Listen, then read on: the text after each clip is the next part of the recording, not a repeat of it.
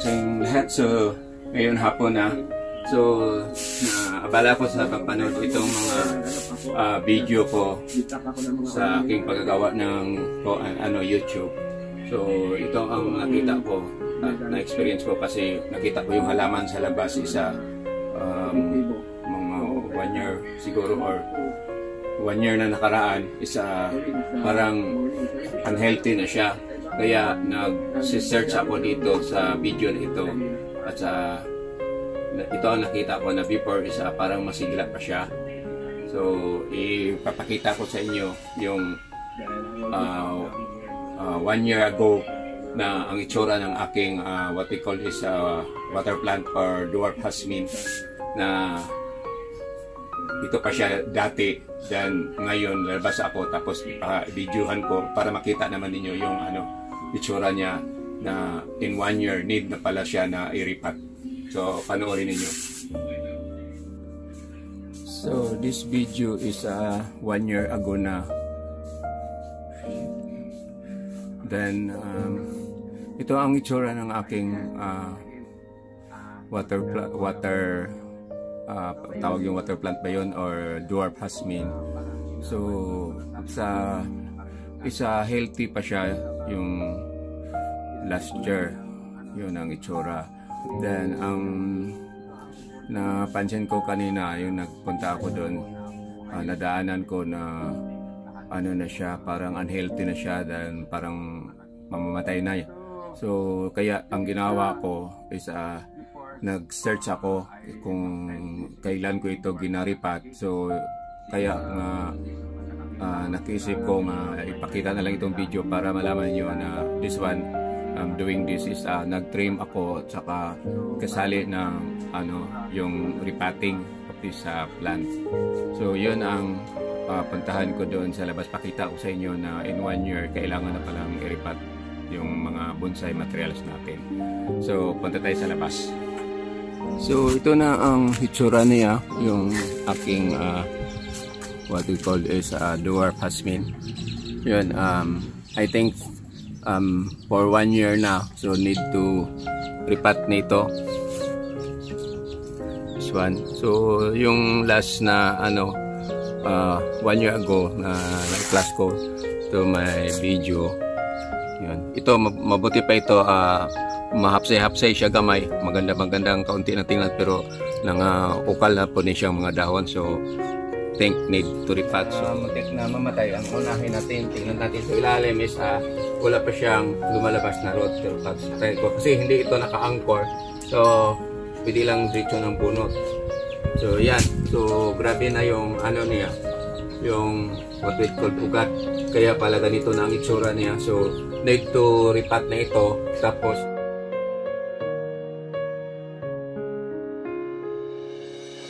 this one also tignan natin.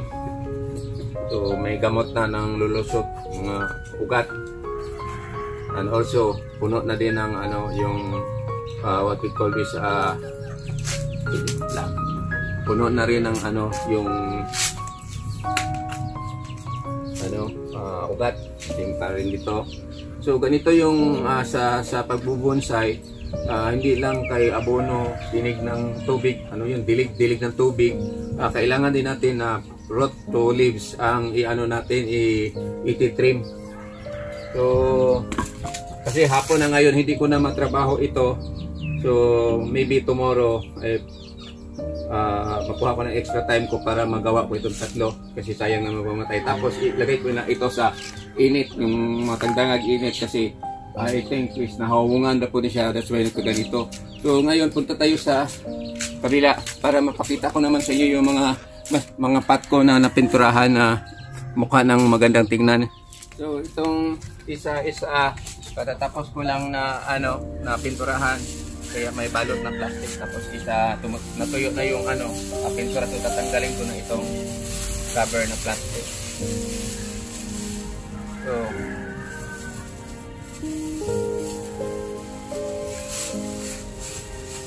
yan na siya. Tapos putang. Then bibidyohan ko yung mga natapos ko na napinturahan para i-share na ko naman sa inyo. So ito ang sample na hindi pa siya napinturahan. So ito black, this is a plastic pot, this is also a plastic pot. Then i-share ko sa inyo yung pag napinturahan na niya kung anong itsura. Ito na yung itsura sa pot na napinturahan ko. Ang kulay na kinuha namin is this is mahogany, pero yung lumabas hindi mahogany yung lumabas. So ito na yung bonsai materials na nakatanim.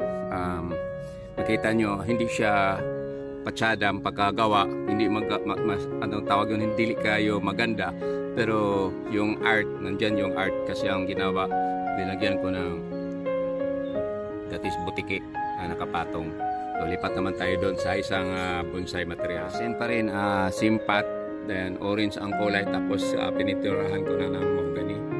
Then ang hilig ko kasi is mahilig maglagay ng mga statue. So yan, may black cat. So ikotin natin sa kabila. Yan. So diyan nakatingin si black cat sa atin. So ang imagination ko diyan is muntik nang matumba itong bonsai materials. Tapos is tinano ni black cat, hinarang niya para hindi matuloy matumba. Ito napakita ko na ito sa last vlog ko, pero natutuwa ako sa pot niya. Kasi kung tingnan mo is parang antique yung kulay.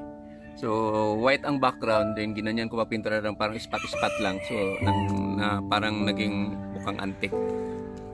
Kaya lang hindi kay klaro niya ako. Ito namang isa, ang pot niya is parang mukhang antique. So ang pot lang ang maganda, tapos itong materials hindi maganda. So okay lang, at least naganda na, gumaganda na yung pot ng ko. Dito naman yung isa na pintura ko, nagustuhan din ko yung kulay, tapos yung style ko sa pag design. So ang maganda dito is yung pot lang. So yung pot na black siya, naging na siya, para olive green yung kulay. So hindi ko maintindihan. So yun ang itsura ng that is what we call is microcarpa bonsai materials. Then dito naman sa tabi, pininturahan ko rin, is this only a trash can kasi wala akong pangbili na yung cascade pot. So ang paborito ko na cascade tamarin. For the last, hindi pala, may dalawa pa. Ito is a clay pot siya. Tapos yan, napinturahan ko, orange ang kulay niya. Then naging na siyang, hindi ko maintindihan anong kulay yun. Parang yung sa ground. Parang ito ang tinanggalan ko ng plastic kanina. So nalimutan ko. So sa sobrang init, yan, nasunog. So sana makarecover pa na. So for the last, ito ang hilig ko, mahilig maglagay ng decoration.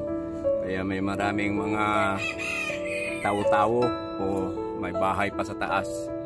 So ito yung tinatrabaho ko yesterday. So ngayon natapos ko na rin, nalinisan ko na. Ang kulang na lang dito is lagyan ng moss. So binilad ko ito sa araw para yung hindi siya magkaroon ng parang fungus o aphids ba yun. So ito na ang itsura niya. So hindi ko lang nilagay sa taas kasi if ever ma-produce na ito ng dahon, ibalik ko na din doon sa kung saan siya nakalagay. Pero try ko na for the meantime manatili muna siya dito. So yun ang sa akin yung sa bonsai, na kahit hindi maganda yung bonsai, maging matulungan din yun sa mga decoration na inilagay mo. Katulad nito, may mga tawa-tawa kung ibutang, then piniturahan ko yung pot, so naging maganda siya. So for this afternoon, ito lang muna ang share ko. Hindi ko naman mapakita yung pag-ripat ko sa yung Hasmin na dwarf, kasi hapon na bukas ko na lang yun trabahuin. So again, maraming salamat sa panonood. God bless you all. Good afternoon to all of you. Bye bye.